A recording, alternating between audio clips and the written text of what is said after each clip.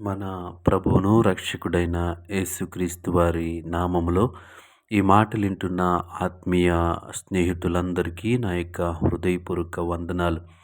ఈరోజు నా కోసం ఆత్మీయ కార్యక్రమానికి మిమ్మల్ని అందరినీ ప్రేమపూర్వకంగా ఆహ్వానిస్తూ ఉన్నాను. చిన్న ప్రార్థన చేసుకుని ఈ దిన వాక్యాన్ని ధ్యానము చేద్దాం. పరిశుద్ధుడా, ప్రేమగల తండ్రి, గొప్ప దేవుడా, కనికరము గల దేవానికి వందనాలు, వేలాది స్తోత్రాలు చెల్లిస్తూ ఉన్నాం. ఈ ఉదయకాల సమయంలో నీ మాటలు వినటానికి ఆశ కలిగి ఉంటుండగా నీ వాక్యం ద్వారా మా అందరితో మీరు మాట్లాడమని, శక్తి కలిగినటువంటి నీ మాటలు దేవాతని మా జీవితం మీద ప్రభావితం చేయటానికి నీ కృప చూపించమని యేసు నామములో ప్రార్థిస్తున్నాము తండ్రి.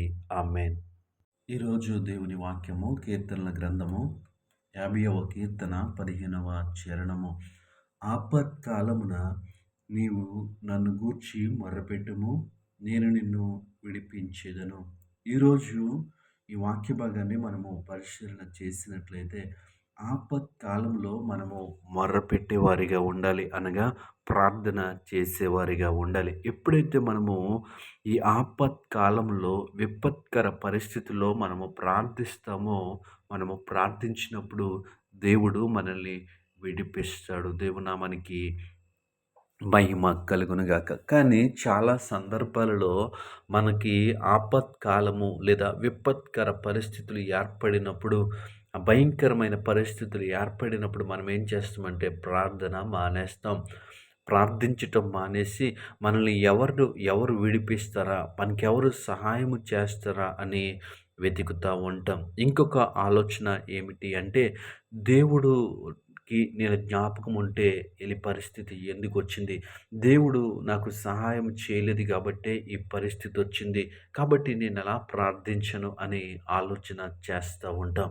కానీ దేవుని వాక్యము సెలవిస్తుంది, ఆపత్కాలముల నీవు నన్ను గూర్చి మొర్రపెట్టుము, నేను నిన్ను విడిపించేదను. మనము ప్రార్థించినప్పుడు ఆయన మనల్ని విడిపిస్తాడు. కానీ మనము ప్రార్థించటానికి ఇష్టపడము.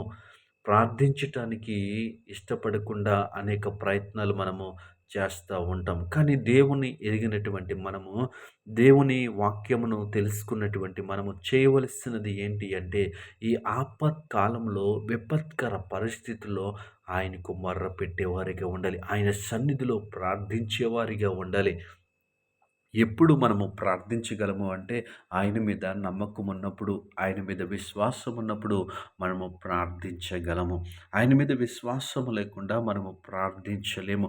మన హృదయములో ఎప్పుడైతే వాక్యము నిండి ఉంటుందో, మన హృదయములో ఎప్పుడైతే ఆయన యందు నమ్మకం ఉంటుందో, అప్పుడే మనము ప్రార్థించగలం. అలా ప్రార్థించినప్పుడు ఏం జరుగుతుందంటే, నేను నిన్ను విడిపించెదను. దేవునామానికి మహిమ కలుగును గాక.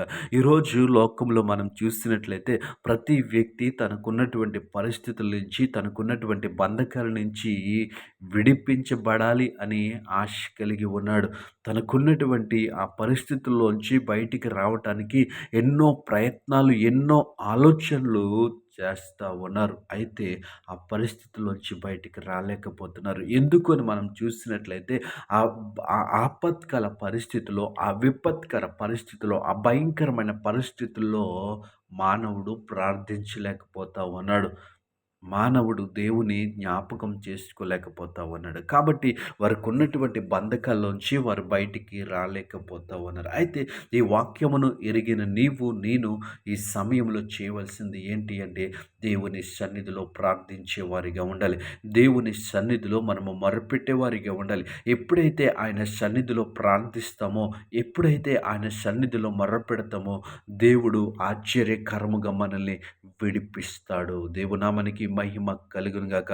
ఈ ఉదయకాల సమయంలో ఈ మాటలు వింటున్న ప్రియ సహోదరి, సహోదరుడా, ఏ బంధకాల చేత, ఏ పరిస్థితుల చేత నేను విడిపించబడ్డామో ఆయనకి తెలుసు. ఆయన విడిపించాలి అంటే మనము ప్రార్థన చేయాలి. మనం ప్రార్థన చేస్తే ఆయన విడిపిస్తాడు. కాబట్టి మనమందరము కూడా ఈ వాక్యమును బట్టి ధైర్యము తెచ్చుకుని దేవుని సన్నిధిలో ప్రార్థించేవారిగా, విజ్ఞాపన చేసేవారిగా, ఆయన సన్నిధిలో మొరపెట్టేవారిగా ఉందాం. అట్టి కృపా దేవుడు మనకి అనుగ్రహించునుగాక. ఆమేన్.